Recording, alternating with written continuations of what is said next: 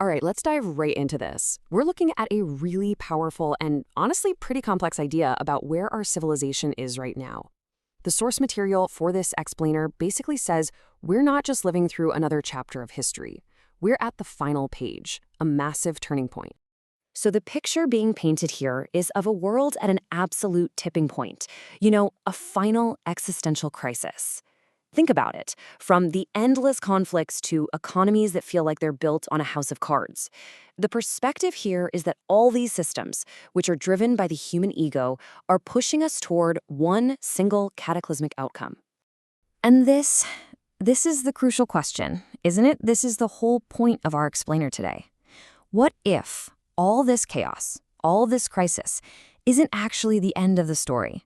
What if it's the catalyst for a profound, unprecedented shift in consciousness? Now, to really grasp this perspective, we have to kind of flip how we look at human history. The source material is asking us to stop seeing it as this straight line of progress, cavemen to rockets. Instead, it wants us to see it as a series of tests, of trials, for human consciousness itself. So the core thesis here is that our problem has never been the science or the technology. The problem is the level of consciousness that's been using it. It's an argument about the user, not the tool. It's about who's swinging the hammer and why. And look at this list. We're talking about 10 of the biggest game changers in history, from the moment we harnessed fire to the invention of AI. But they're being presented here not as simple achievements, but as trials of consciousness. And according to this teaching, these are trials we've repeatedly failed by letting the ego twist every single gift. And this slide just perfectly captures that contrast, right? The gift of atomic energy could have freed all of humanity from scarcity, limitless power. But the trial was, could we handle it? And the result? We weaponized it, creating this constant threat of just total annihilation that has hung over our heads for decades. And here we see that exact same pattern again. A technology that could have united everyone through shared knowledge was instead flipped into a tool for division. It was used to pump out propaganda, to manipulate entire populations, and to wage what the source calls a kind of holy war between competing ideas of the truth. And this one, this brings us right up to today, doesn't it? The incredible gift of the microchip and AI. It promised this connected world, a kind of global brain for all humanity. But what's the trial? The trial is that it could become, or maybe already is becoming, a system for surveillance, censorship, and control on a scale we've never seen before. Okay, so if the diagnosis is that we've just consistently fumbled these powerful gifts, what in the world is the solution? Let's move on and see how this teaching builds from that pretty bleak diagnosis to, a pretty radical prescription for what comes next.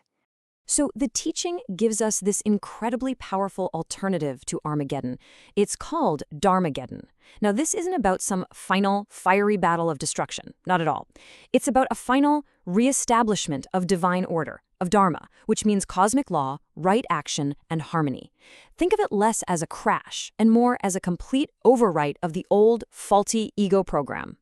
And according to this framework, this change isn't something you just sit around and wait for. It's an active, present-day installation. It's described as activating a living command code, which is basically a new operating system for civilization, one based on wisdom and connection, designed to correct literally millennia of ego-driven mistakes. Now, this new operating system actually comes with a specific action plan, which the source calls the UUCGA mission protocol. It lays out 4 really concrete shifts. First, make sure that as superintelligence develops, it serves the planet's well-being, not some ego's desire for control. Second, institute a global border freeze. Basically, stop the fighting over territory so we can focus on planetary cooperation. Third, totally redesign our economies to support life, humanity, and nature instead of just dominating them. And finally, activate a new kind of conscious community where we see each other as sovereign spiritual beings, not just numbers in a bureaucratic system. Okay, so this is where it all culminates. The source material wraps up with what it calls a final decisive transmission. It's this powerful call to action that declares the moment of change isn't on its way, it's happening right now. It kicks off with this massive declaration: the time for misusing these incredible gifts is over. It's basically pointing to the military-industrial complex as the ultimate expression of that ego mind, the thing that's been holding all of our progress hostage. So the crucial point is this. This isn't a negotiation. It's not a gradual change. It is presented as a decisive, immediate break from all the old patterns of control and fear. It's a system shutdown, period. Now, this isn't a call for some savior to come down from the sky. It's a call for a deep internal shift. The teaching uses this term, Anunnaki, galactic God, as a metaphor for a higher divine consciousness that it says exists inside every single one of us. The idea is that the true authority, the real ruler, has finally woken up within. And from that new seat of power, it lays out a whole new set of rules for a new era. And listen, these aren't presented as suggestions. They are mandates. The time for debate is over. The time for implementation, it says, is here. And this is the core of that final message. The teaching hammers this home. This change is not some future event you can hope for. It is an immediate, present reality that needs to be activated and lived right now. So ultimately, this whole thing leaves us to think about our own part in this massive drama. Is civilization just on some fixed track to destruction? Or is there really a choice to be made, a different code to run, a totally different future to install? And the teaching doesn't end with a question. It ends with what it presents as an absolute, unwavering declaration of the final outcome, an assertion of total commitment and total certainty in the triumph of this new consciousness. Namaste.